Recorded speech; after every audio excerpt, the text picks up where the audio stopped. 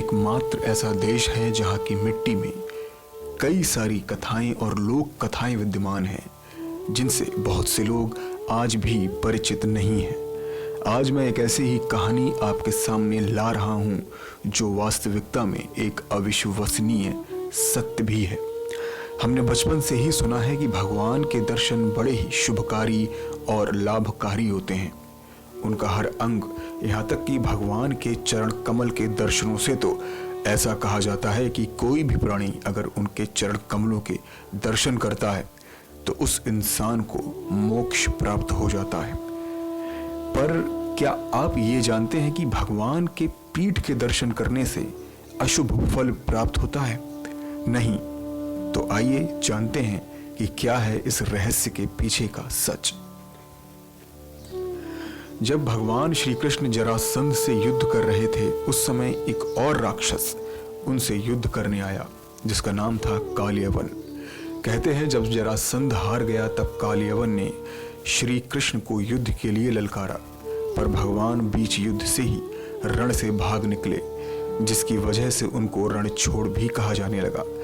बताते हैं भगवान आगे आगे भाग रहे थे और उनके पीछे भाग रहा था असुर कालियवन। भगवान चाहते तो कालियवन को वहीं मार सकते थे, पर उस समय तक कालियवन के पिछले जन्म के पुण्य शायद बाकी थे। श्री कृष्ण जब आगे भाग रहे थे तब कालियवन को भगवान के पीठ का दर्शन हो रहा था। कहते हैं भगवान के पीठ पर अधर्म का वास होता है, जिस कारण से कालियवन के पुण्य धीरे धीरे समाप्त होते गए। भागते भागते कृष्ण एक गुफा के अंदर चले गए। कालियवन भी उनके पीछे पीछे उस गुफा में घुस गया। गुफा में प्रवेश करते ही कालियवन के सामने एक व्यक्ति बहुत ही गहरी नींद में सो रहा था, जिसका नाम था मुचकुंद।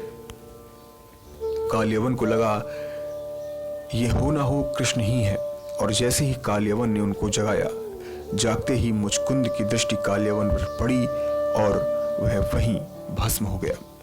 राजा मुचकुंद को इंद्र से वरदान प्राप्त था कि अगर कोई भी उनको नींद से जगाएगा वो वहीं भस्म हो जाएगा। अतः यह बात हमेशा याद रखें कि आप जब कभी भी भगवान श्री कृष्ण के मंदिर जाएं तो उनके सिर्फ अग्रभाग का ही दर्शन करें, ना कि पीठ का, क्योंकि उनके पीठ पर अधर्म का वास होता है और पीठ के दर्शन करने से आपके पुण्य फलों का नाश होता है।